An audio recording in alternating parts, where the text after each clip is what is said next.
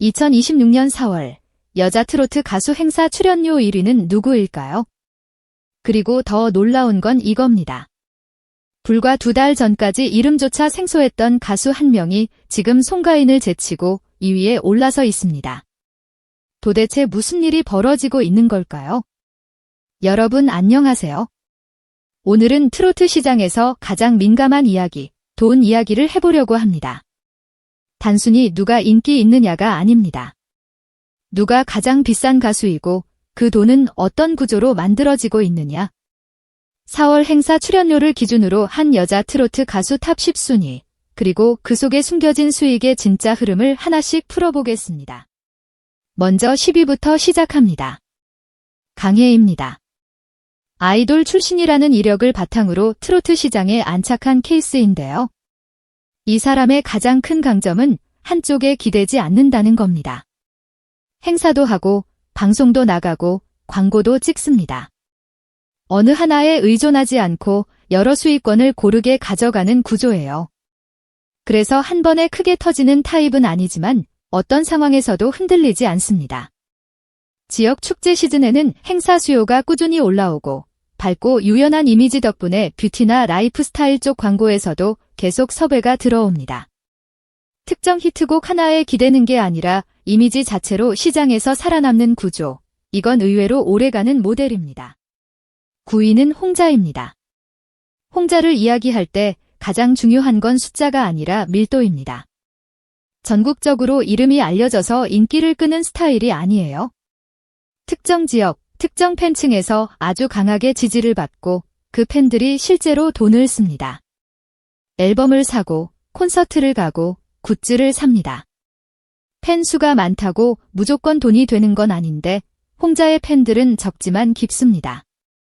히트곡이 없어도 수익이 유지되고 유행이 바뀌어도 흔들리지 않아요. 많은 사람에게 가볍게 소비되는 가수가 아니라 적은 수의 사람에게 아주 깊이 사랑받는 가수. 이게 홍자라는 아티스트의 정확한 위치입니다. 8위, 장윤정입니다. 이 이름 앞에서는 순위라는 개념 자체가 좀 다르게 느껴집니다. 장윤정은 가수라기보다는 하나의 기준에 가깝습니다. 데뷔한 지 오래됐는데도 시장 가치가 떨어지지 않는다는 건 단순한 인기가 아니라 구조가 단단하다는 뜻이에요. 행사를 많이 뛰지 않습니다. 대신 한 번 나갈 때 최고 단가를 받습니다. 횟수를 줄이고 희소성을 유지하면서 한 건당 수익을 극대화하는 전략이죠. 광고도 마찬가지입니다. 화제성으로 먹히는 타입이 아니라 금융, 의료, 가정용품처럼 신뢰가 중요한 분야에서 장기 계약으로 들어갑니다. 거기에 음원 수익은 시간이 지나도 꾸준히 들어오고 후배 양성과 제작까지 영역을 넓히고 있어요. 무대에서는 사람이 아니라 시장을 만드는 사람, 장윤정은 그런 단계에 와 있습니다. 7위는 홍진영입니다. 홍진영의 전략은 한마디로 회전율입니다. 출연료 단가 자체를 최고로 끌어올리는 타입이 아니에요. 대신 짧은 기간 안에 얼마나 많은 무대를 소화하느냐, 그 밀도가 수익을 결정짓는 구조입니다. 4월 같은 행사 성수기에 전국을 돌며 하루에도 여러 건을 처리할 수 있는 건 체력만으로 되는 게 아닙니다. 동선 관리, 팀 운영, 스케줄 세팅까지 시스템이 잘 갖춰져 있어야 가능합니다. 광고는 식품이나 유통 같은 실생활 밀접 분야에서 꾸준히 들어오고 과거 히트곡들은 지금도 행사에서 가장 강력한 무기로 작동합니다. 한 번 크게 버는 구조가 아니라 여러 번 반복해서 크게 만드는 구조. 그게 홍진영입니다. 6위는 전유진입니다. 전유진을 볼 때 중요한 건 지금 얼마를 버느냐가 아닙니다. 이 사람의 시장이 어디까지 넓어질 수 있느냐가 핵심입니다. 국내 행사 수요는 이미 안정적인데 여기에 해외 팬층의 관심이 점점 올라오고 있어요.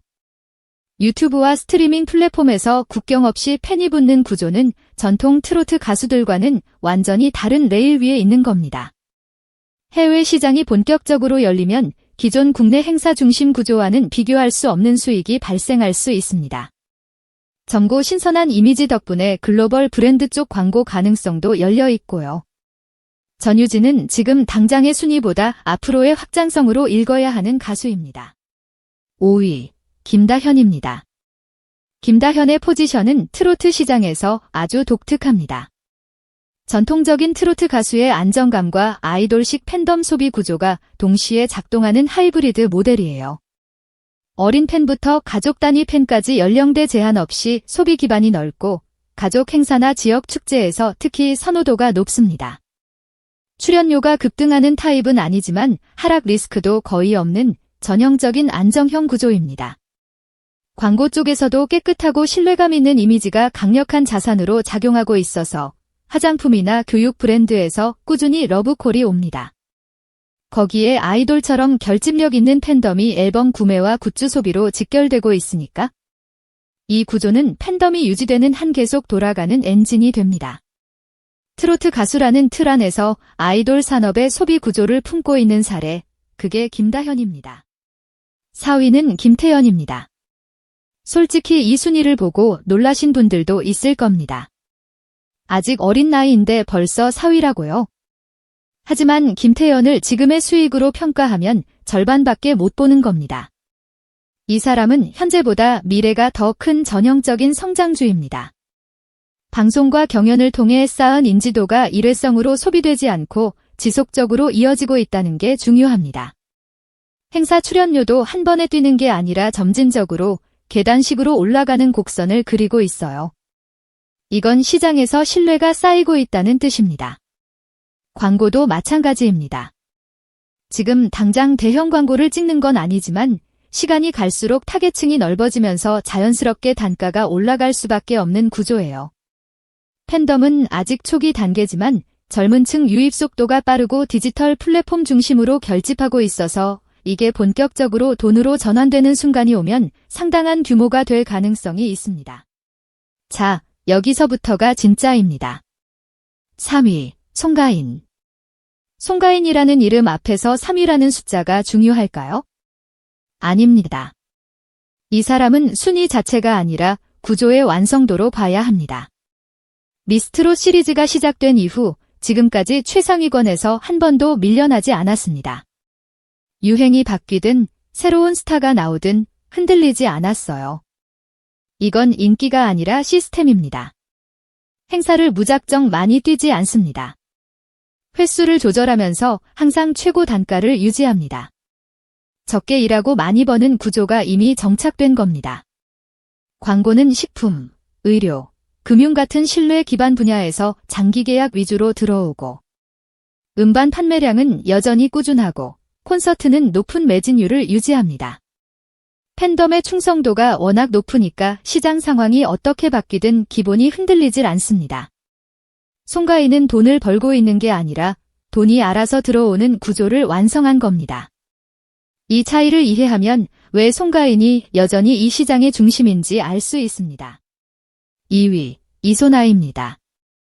솔직히 이 이름이 여기 있다는 것 자체가 2026년 트로트 시장에서 가장 큰 사건이라고 해도 과언이 아닙니다. 미스트롯 4우승이 3월 5일이었습니다. 그러니까 불과 한 달 만에 여자 트로트 행사 출연료 2위에 올라선 겁니다. 경연 이전과 비교하면 출연료가 수십 배 상승했고 4월 행사 시장에서는 섭외 1순위로 꼽히고 있을 정도로 수요가 폭발했습니다. 중요한 건 지금 얼마를 받느냐가 아니라 상승 곡선의 기울기가 얼마나 가파르냐는 겁니다. 이 속도라면 아직 천장을 찍지 않았습니다. 한참 더 올라갈 수 있는 구간에 있어요. 광고 시장에서도 움직임이 감지되고 있습니다. 이소나가 가진 서사가 워낙 강력하거든요. 어머니 파킨슨 투병, 20년 국악 인생, 3번의 탈락 끝에 찾아온 우승. 이 이야기 자체가 광고에서 가장 값비싼 자산인 감정적 공감을 만들어냅니다. 보험, 의학, 가정 분야처럼 신뢰와 감정 연결이 중요한 광고 시장에서 이소나의 이미지는 거의 이상적인 조합에 가깝습니다. 아직 본격적으로 터지기 전이지만 시장 반응 속도를 보면 매우 빠르게 확장될 가능성이 높습니다. 팬덤은 어떨까요? 결승전에서 약 25만 표의 문자 투표를 받았다는 건 이미 강력한 초기 팬덤이 형성되어 있다는 증거입니다. 이 팬덤은 짧은 시간 안에 빠르게 결집하는 특성을 보이고 있고 아직 앨범이나 단독 콘서트 같은 상업화 단계로 전환되지 않았을 뿐이에요. 4월 25일부터 전국 투어 콘서트가 시작되면, 그리고 신곡이 발매되면 이 잠재력이 실질적인 돈으로 전환되는 순간이 올 겁니다. 팬의 입장에서 보면 이소나는 지금 투자할 때가 가장 좋은 시점에 있는 주식 같은 존재입니다. 바닥에서 올라온 게 아니라 이제 막 궤도에 진입한 단계니까요. 이 속도가 얼마나 더 이어질지 솔직히 지금으로서는 천장이 어딘지 아무도 모릅니다. 그리고 마지막 1위입니다. 홍지윤. 홍지윤이 1위라는 사실에 놀라신 분도 계실 수 있지만 업계에서는 이미 공공연한 이야기입니다. 2026년 4월 기준 여자 트로트 가수 중 행사 출연료가 가장 높습니다. 그런데 더 중요한 건 이겁니다.